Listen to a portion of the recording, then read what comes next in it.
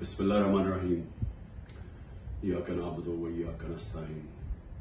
میرے پاکستانیوں، جدھر بھی آپ ہیں، آج میں آپ سب کو عید مبارک کہتا ہوں. اور میں افسوس سے یہ کہتا ہوں کہ میرے لیے یہ سب سے تکلیف دہ عید ہے. اور تکلیف دہ کیوں ہے کہ 10,000 کے ارد گرد، ہمیں ایگزیکٹ نمبر نہیں پتا کیونکہ ہمیں بتاتے نہیں ہیں اور ہر روز نئے لوگوں کو پکڑ لیتے ہیں، لیکن 10,000 کے ارد گرد ہمارے کارکنان جیلوں میں اور جیلوں میں برے حالات میں رکھے گئے ہیں. ایسے رکھا ہوا ہے جیسے کہ کوئی غدار ہیں، کوئی دہشت گرد ہیں.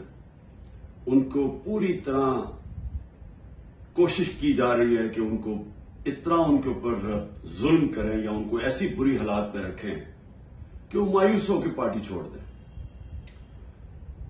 ان کے جو گھر والے ہیں، بیوی بچے ہیں، ماں باپ ہیں، وہ آج عید پہ کیا کر رہے ہوں گے، کیا ان کے اوپر گزر رہی ہوگی، کیونکہ پتہ ہی نہیں ہے کہ کب باہر آنا ہے. ایک بیل سے ہوتی ہے، باہر نکلتے ہیں، پولیس پکڑ کے پھر سے لے جاتی ہے ان کو جیل میں، کوئی اور ان کے اوپر کیس بنا دیتی ہے. قانون کے نام کی چیز ہے کوئی نہیں. اب مکمل طور پہ جنگل کا قانون ہے. جو طاقتور ہے وہ جو مرضی چاہے وہ کرے، وہ چاہے سپریم کورٹ کے فیصلے سنے یا نہ سنے، عدالتوں کے جج کی بات مانے یا نہ مانے، کوئی فرق نہیں ان کو پڑتا، کیونکہ اس وقت جس کے پاس طاقت ہے وہ جو مرضی چاہے کر سکتا ہے. تو اس لیے ان کے گھروں میں کیا گزری ہوگی، یہ میرے جو 10,000 کے ارد گرد جو کارکن اس وقت جیل میں ہیں، میں اس لیے یہ عید تکلیف میں گزار رہا ہوں. اس کے علاوہ ہمارے پولیٹیکل لیڈرز ہیں. میں آج ان کو عید مبارک بھی کہتا ہوں، سلام بھی کرتا ہوں، کیونکہ ان کو صرف اس لیے جیلوں میں رکھا ہوا ہے اور ان کے اوپر ہر قسم کا پریشر ڈال رہے ہیں کہ بس وہ ایک جملہ کہہ دیں کہ جی میں تحریک انصاف چھوڑ رہا ہوں، پھر سب کچھ معاف ہو جاتا ہے. جس طرح پوچھا گیا ایک سوال پریس کانفرنس کے دوران ISPR کی کہ جی بتائیں کہ یہ اتنے بڑے الزام لگائے ہوئے بغاوت کے اور دہشت گردی کے، لیکن جب وہ پارٹی چھوڑتے تو سب معاف ہو جاتا ہے. تو وہی ان کے اوپر پریشر ڈالا ہوا ہے. تو میں آج ان کو سلام بھی کرتا ہوں.